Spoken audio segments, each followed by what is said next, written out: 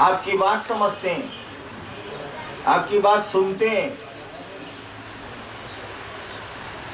मैं यहाँ रांची में जब सरकार में था तो हमने अपने बागीचे को हम नीलम सबने खुद कोड़ के सजाया था फूलों से और फलदार वृक्षों से। 2.5 साल के बाद बिहार सरकार ने मुझको वापस बुला लिया।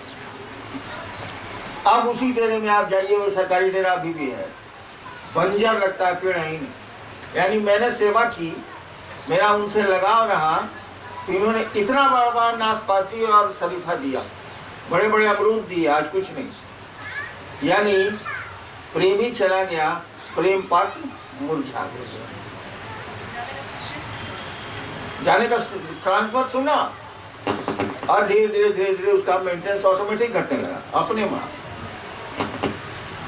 एक पेड़ की कहानी मैं सुनाता हूँ और सही घटना सुनाता हूँ। सीवान छपरा का नाम सुना है आप लोग? मैं वहीं का रहने वाला। मेरे गांव के बगल में एक गांव है रेनुआ, बाबू साहब की बस्ती है वो। वहां पर एक लड़के ने एक अड़हुल का पेड़ ठीक अपने दरवाजे के बाहर लगा दिया। पेड़ बढ़ता गया, कभी उसमें फूल नहीं आए, झाड़ी नुमा हो गया। उसके बहन की शादी थी। पिता ने कहा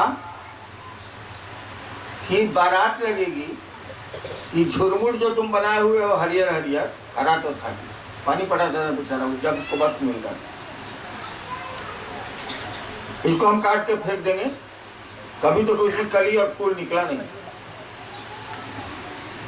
सही घटना है। बेटे ने कहा कि बाबूजी अड़हुले का न गाछ, जिस दिन शादी होगी उस दिन सुबह में काट के फेंक, इतना मोटा है तो काटने में क्या लगे अड़हुल का पेड़। और दुखी हो गया बच्चा। अब बच्चा भी कुछ सियाना हो गया था, वो दुखी हो गया कि बताइए इतना हरियर पेड़ है, इतना हम लगाए हैं, फूल नहीं दिया, इसीलिए बाबूजी कह रहे हैं कि इसको काट देंगे, आज बारात आने वाली। और आपको बताएं जिस दिन बारात आने वाली थी, आप पेड़ के पत्ते नहीं देख सकते, फूलों से लदे, पत्ता नहीं खोल सकते आप उस अड़हुल के पेड़ जिसमें कभी फूल कलियां नहीं आई। बारात के दिन केवल फूल ही फूल थे उस पेड़ में। देखिए वो आपकी बात समझते हैं, आपका दर्द समझते हैं, वो बांटते भी हैं हिस्सा। दिक्कत ये है कि वो बोल नहीं पाते हैं।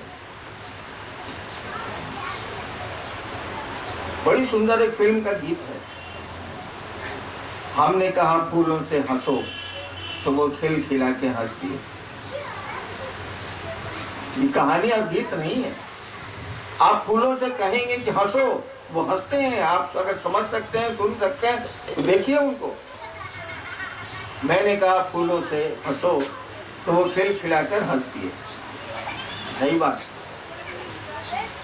बड़े संवेदनशील ये पेड़ होते हैं, बहुत बात समझते हैं ये।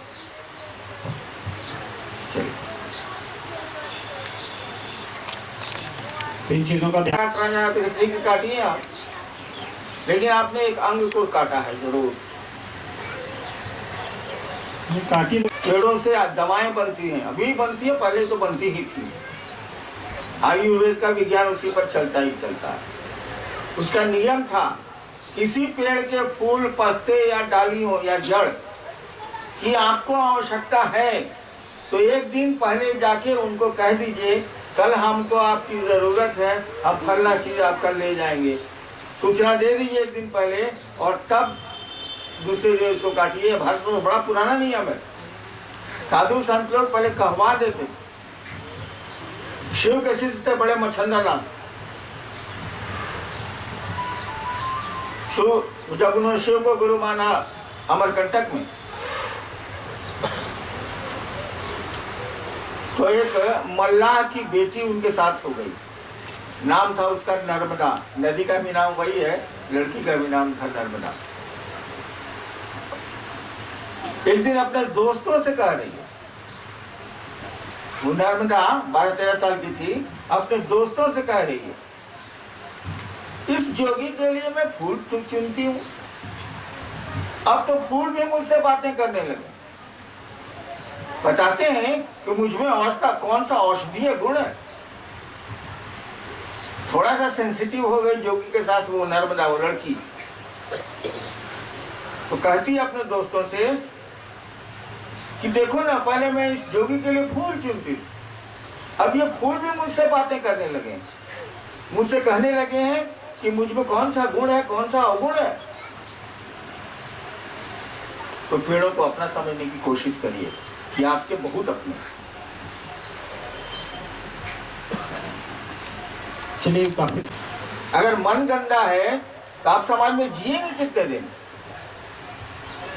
हमेशा जान लीजिए, कोई कहानी आज तक उपन्यास और कहानी नहीं बनी कि नेकी पर कभी भी बदनीयती का राज हो जाए। बदनीयत अगर कोई है वो जीत नहीं सकता नेकी से। आज तक का इतिहास नहीं है, कोई कहानी भारतवर्ष और विश्व में नहीं बनी। समरिटन वगैरह अंग्रेजी में है, इसमें कहीं उल्लेख नहीं है कि बुराई जीत गई हो अच्छाई से। अच्छाई हमेशा जीतती है, परेशानी अच्छाई को ज्यादा होती है, लेकिन जीतती, विक्ट्री इज वेरी आवर्स, विजय उसकी जरूर होती है, हम लोगों की जरूर होगी अगर मन साफ है, आप साफ हैं, परिवेश साफ है। और बहुत जरूरी है कि अपने मन को साफ रखें। शिव के बारे में कहा जाता है वो सत्य भी है, सुंदर भी है। शिवम सत्यम सुंदरम क्यों कहा गया? सुंदर वही है जो हर समय में सुंदर रहे।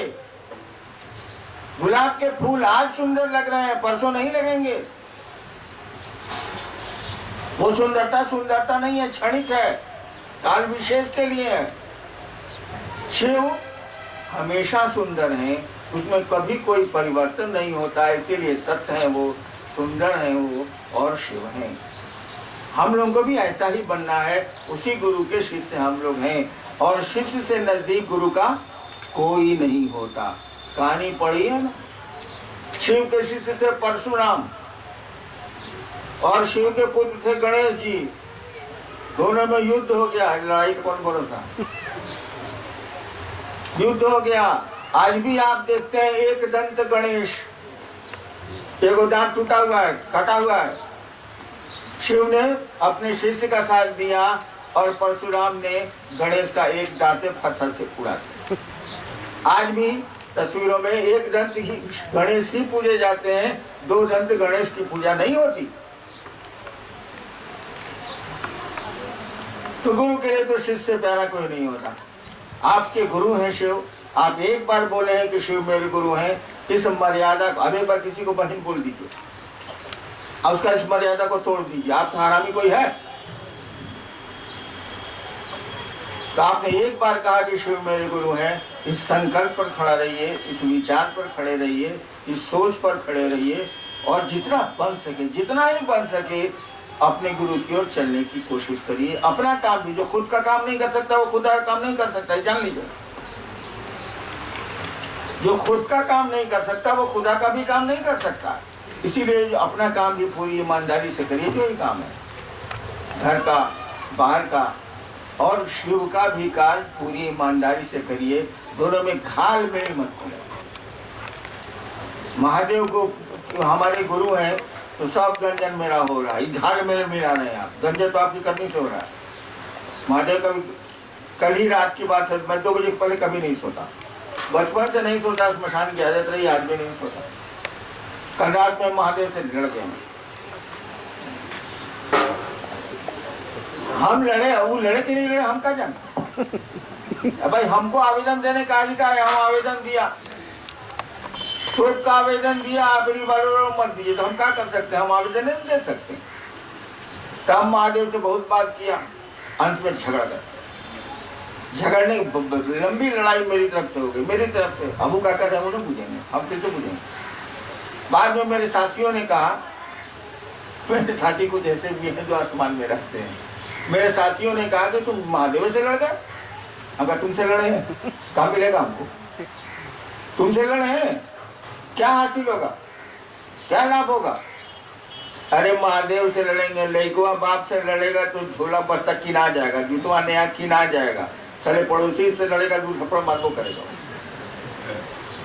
हम उसको यही कहा तुमसे लड़ें क्या फायदा होगा, और जब जो फायदे का विचार नहीं किए हुए युद्ध करता है उससे बड़ा मूर्ख कोई नहीं होता। इस लड़ाई से आपको क्या फायदा मिल रहा है सोच के लड़िएगा भाई। अब फायदा नहीं मिल रहा, लॉस मिल रहा, पिटा जाना है, सर लड़ते कहना है। हमने कहा तुमसे लड़ें क्या मिलेगा हमको, तुम्हारे दोस्ती से भी बहुत फायदा नहीं है, तुम्हारे झगड़ा से भी कोई फायदा हमको बहुत नहीं है।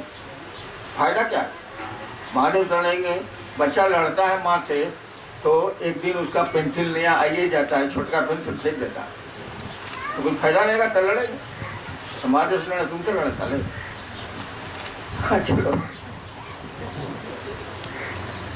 चलिए, बहुत बातें हो गई आपसे। नहीं है।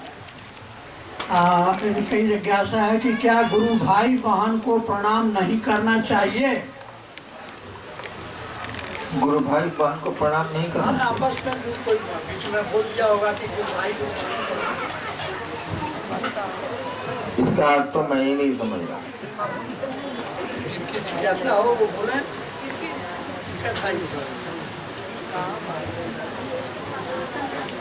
ये जिज्ञासा जिन्होंने, एक बार जान लो यार,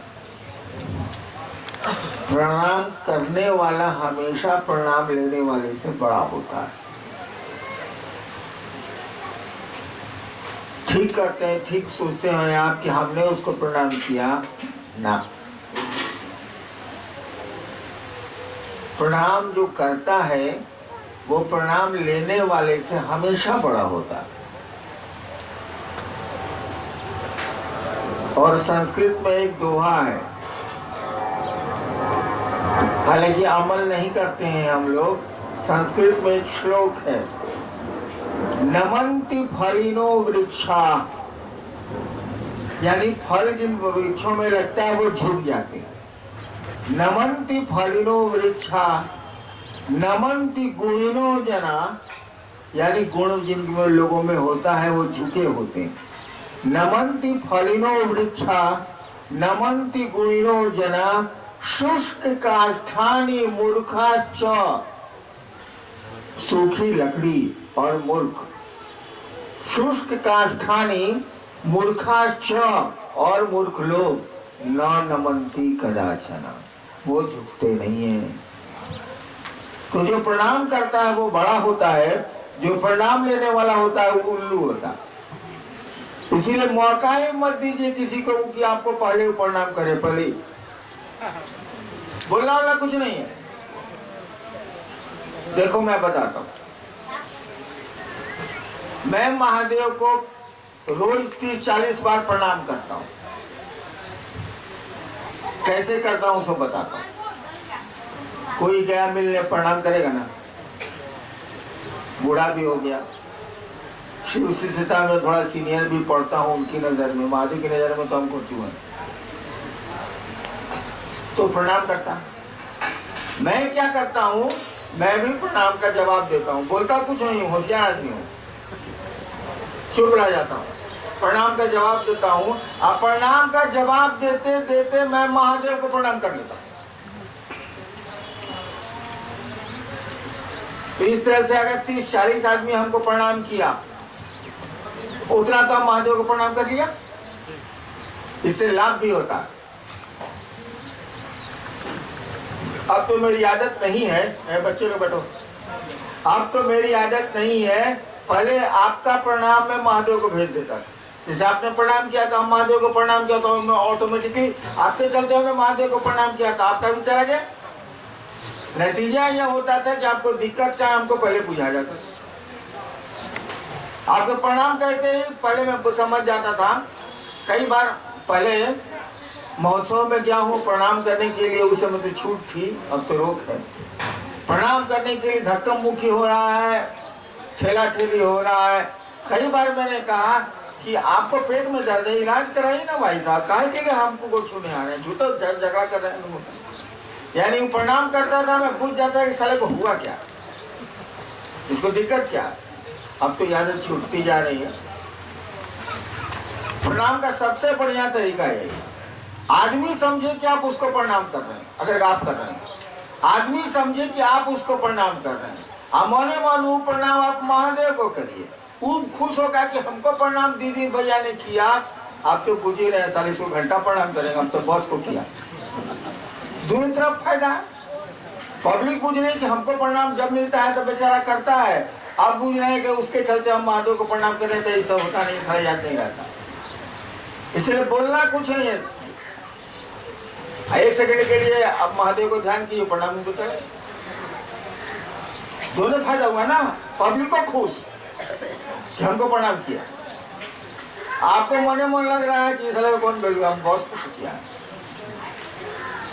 चलिए प्रणाम करना सीखिए, प्रणाम करिए, कुत्ते को भी प्रणाम करिएगा तो परिणाम है, परिणाम लेने की आदत छोड़ दी।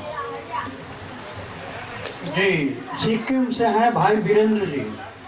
मैं कोई भी कार्य शिव का नाम लेकर करते हैं तो पूरा हो जाता है, वही कार्य नहा धोकर पूजा करके निकलते हैं तो रुकावट आ जाता है, ऐसा क्यों? महादेव पूछता है कि साला कागज से पोछी से आप पवित्रता कर रहा है, पूछता है। इसलिए इसकी चिंता छोड़िए। एक आदमी था मधेपुरा में, वेटरनरी विभाग में, एक दिन आके हमको बोला मत जाओ, लेकिन उसका पूरा परिवार आज भी शिव से। हमको बोला कि सर हम सुन जाते हैं ना, तो अगर नमः शिवाय नहीं किए जाते हैं तो प्रेत आता है, आपको उठा के जमीन पर रख देता। सर भगा दीजिए, हम कहा ऐसे प्रेत को रखो कि नमः शिवाय तुम्हारा छूट जाता है, तुमको उठा के चौकी पर से जमीन पर रख देता है। अच्छा काम कर रहा है वो, इतना बढ़िया प्रेत मिलेगा। तो महादेव को प्रणाम करके जाते हैं, काम हो जाता है। ठीक है, प्रणाम, अच्छे ने काम किया भाई साहब। करिए जी। भिवाड़ी से हैं भाई उमाशंकर जी, भिवाड़ी राजस्थान। टोली करने जाते हैं पर कोई भाई कहते हैं कि टोली में जाना जरूरी नहीं, सिर्फ चर्चा करना भ्रमित करते हैं, क्या करें? अभी बरखा जी ने आपको कहा, बहुत लोग बहुत तरह की बातें करेंगे। कोई गुरु भाई के नाम पर, मेरे नाम पर आपसे जेवरों ठग लेगा। किसने शिव गुरु है और हमको शिव से बनना चाहिए, वर्ल्ड में किसने शुरू किया मालूम है? मैंने, और मैं आपको उपलब्ध हूं, तो मेरी बात तो सुनिएगा। अब कुछ दिन में लिख के भेजिएगा, फल्ला गुरु भाई हम जा रहे थे तो एक महिला ने हमको कनखी मार दिया, क्या करें? आई साला गजब हाल है, गजब हाल है।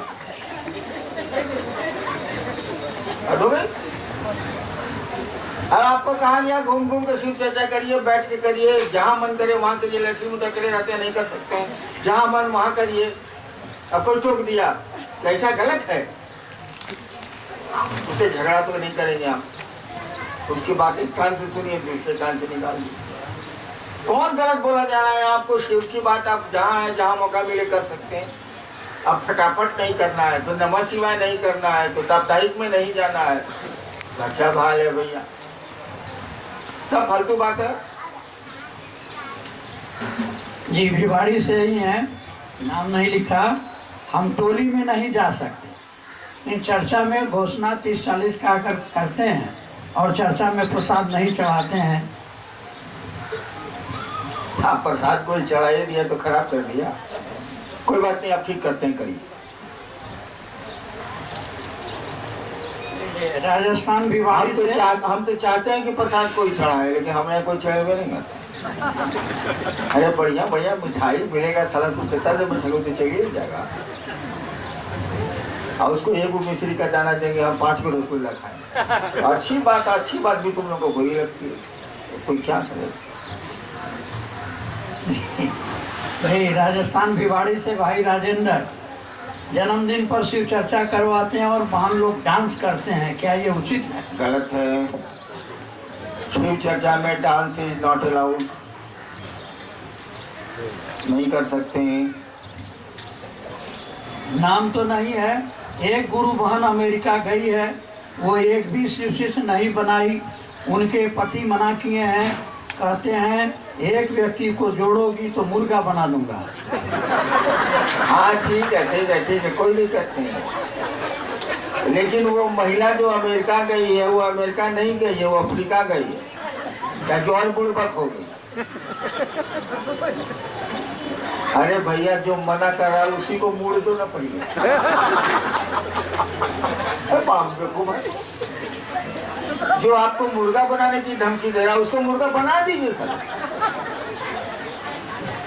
पत्नी हिले है, तेल ले लीजिए बढ़िया, जो तेल लगाता हूँ, और नमः शिवाय से एकदम मने मन नमः शिवाय से कीजिए, अपने उस ससुरा मुर्गा हो जाए और तुम बन जाओगी खाने वाली। बाप बेवकूफ आदमी, अमेरिका नहीं गई, हम नहीं मानेंगे।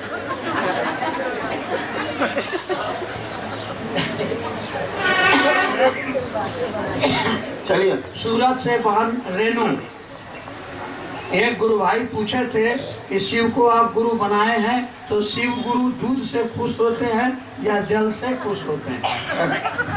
हाँ ठीक भैया, मेरे पास जो व्यवस्था होगी वही ना हम आने वाले को देंगे। वैसे इस बात को जान लीजिए कि शिव शरीर में नहीं है तो वो खा नहीं सकते, वो सो नहीं सकते, ये सब लक्षण शरीर का है। शिव कुछ भी नहीं ले सकते जब तक वो शरीर धर के आवेंगे नहीं। और जिसके पास शरीर नहीं है वो भोजन नहीं कर सकता, वो कुछ खा नहीं सकता। ये आपके भाव है। तो जो भाव में आता है, जो आपकी व्यवस्था होती है, वो आदमी का स्वभाव है, वो करेगा ही करेगा। इसीलिए उनको अच्छा बुरा नहीं, क्या कुछ नहीं लगता है। आपको अच्छा बुरा क्या लगता है इसका निर्णय करिए। उनको कुछ भी बुरा नहीं लगता। उनके लिए सुअर भी प्यारा है, उनके लिए गाय भी प्यारी है, उनके लिए बाघ भी प्यारा है, कहीं कोई उनको दिक्कत नहीं। जी, भाई शिव कुमार जी हैं गंगटोक सिक्किम। लौकिक गुरु को क्यों गुरु नहीं बनाए? अच्छे दिखते हैं, अच्छे बोलते हैं, तो शिव भगवान को ही गुरु क्यों बनाए? मत बनाए। जो लौकिक गुरु आपको अच्छे दिखते हैं, अच्छा बोलते हैं, उनको गुरु बनाए। शिव को गुरु बनाने की जरूरत है। कहाँ फंसते जाइएगा? वो विश्व गुरु है, जगत गुरु है। तो कहाँ राजा भोज, कहाँ गंगू तेली।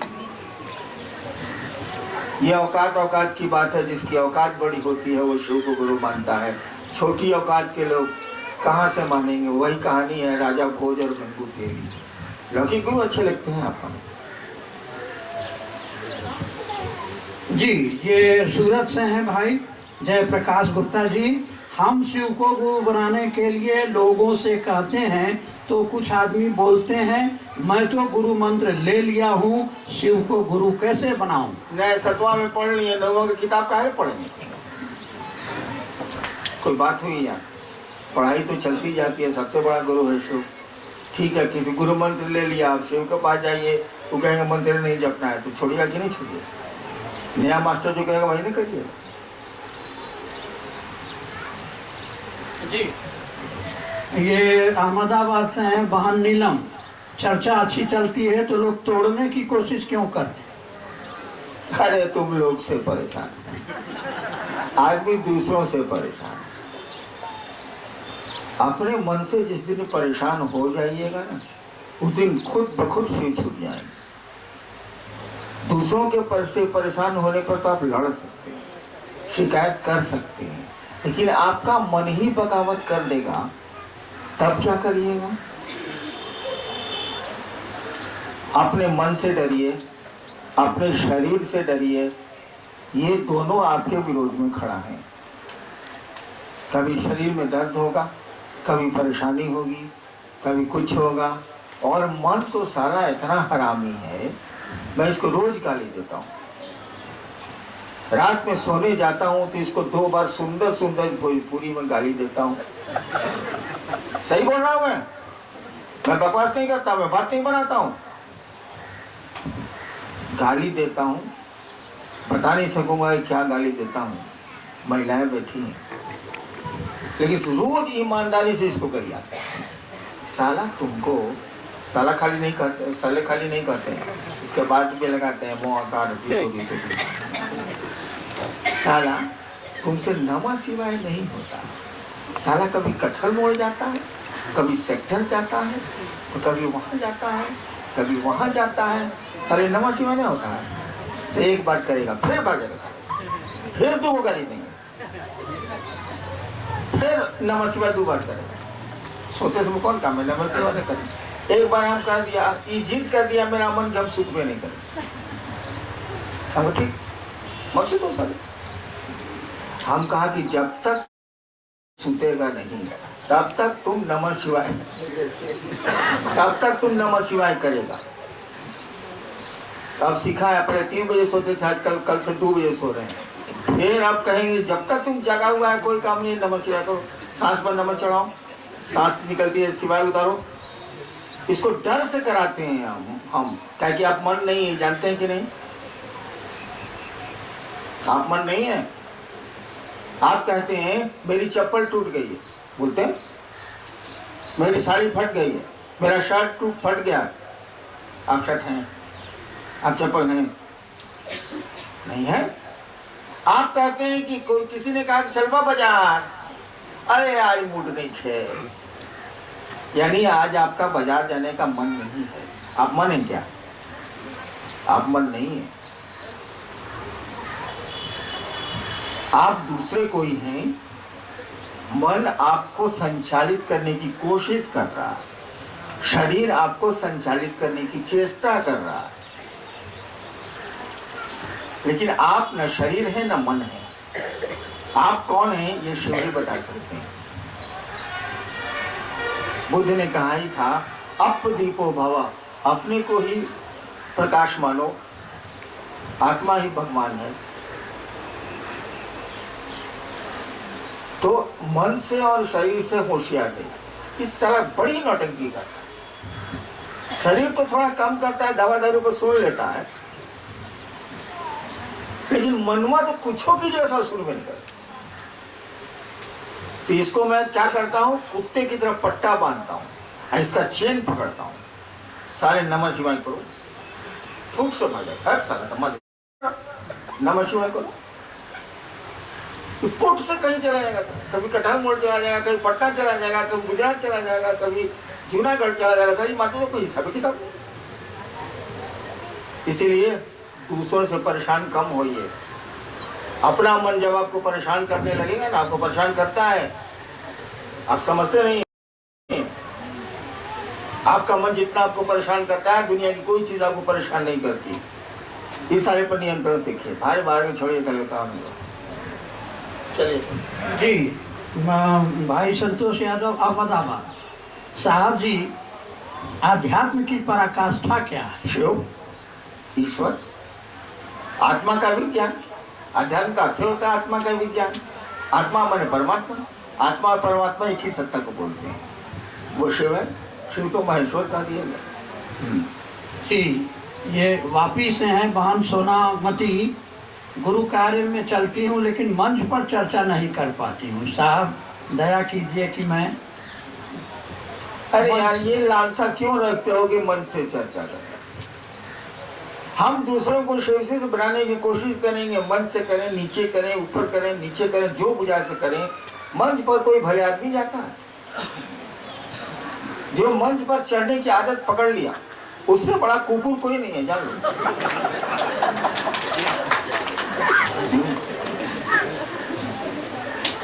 आप लोगों ने नहीं देखा है, जब नीलम थी तो देखो उस बकरे को भगवती का बलि पड़ रहा है। जिस बकरे को देख लो कि गले में इसके माला पड़ी है गेंदे की, और जिसको समझो कि दूब वो बढ़िया बढ़िया हरियर खाने को दिया जा रहा है, तुरंत बोल जाए साला कटेगा, इस साला कटेगा।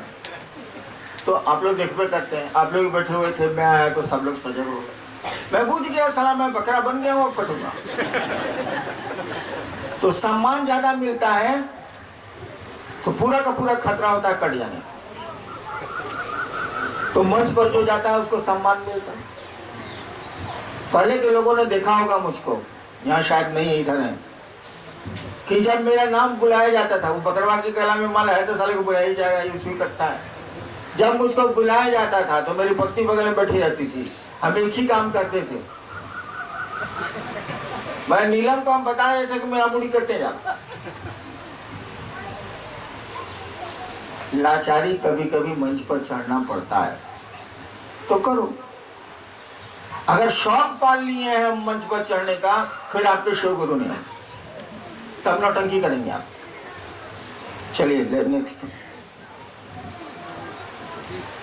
पत्नी शिव को गुरु मानी और पति शादी से पहले किसी को गुरु मान लिया था, ऐसे में क्या करना चाहिए? अरे धीरे धीरे वक्त आएगा, वो भी मान लेगा, समझाते रहो नहीं यार। नहीं तो हम जो उपाय बताए सो करो।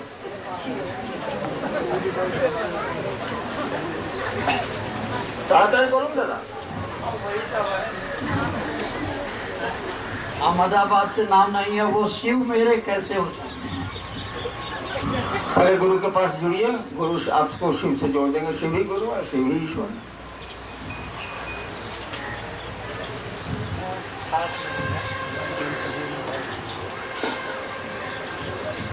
और यहाँ 3 बजने जा रहा है, खत्म करो क्या? अब लंबा भाषण कौन देगा? बातचीत जरूरी है। भाषण तो आप लोग मेरा कैसेट में भी सुन सकते हैं, अगर महोत्सव में आए तो वहाँ भी सुन सकते हैं। आपको तो बोलने का मौका मिलेगा नहीं। यहाँ है कम से कम कि आप भी कुछ बोल रहे हैं, हम भी कुछ बोल रहे हैं। बड़े बड़े कार्यक्रम, अब 4 लाख आदमी में बोलेगा तो साला। हाँ बोलिए, कुछ कहना है? उमन तो हमसे बात करने का आपको मौका मिलेगा नहीं, इसलिए बतिया लेता हूँ। आप चर्चा सुनिएगा तब तो सुनिए, चर्चा करिएगा तो यही ना बतवा और कौन सी बात हो। तब आप चुपचाप बकर बकर सुनिए, हम बकर बकर बोले।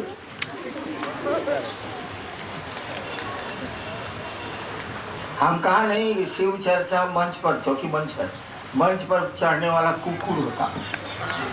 हम तो हैं, कहा करें, लाचारी है साला। कहीं भी शिव चर्चा में हम जाएंगे, महादेव गुरु की बात होगी, तो जब तक शरीर में है तो भैया हमारा तो वैल्यू रहेगा। आज इसका वैल्यू रहा, उसका डिवैल्यूएशन होना ही होना। लाओ त्से चीन का एक दार्शनिक था, एक गांव में एक जगह ठहरा था।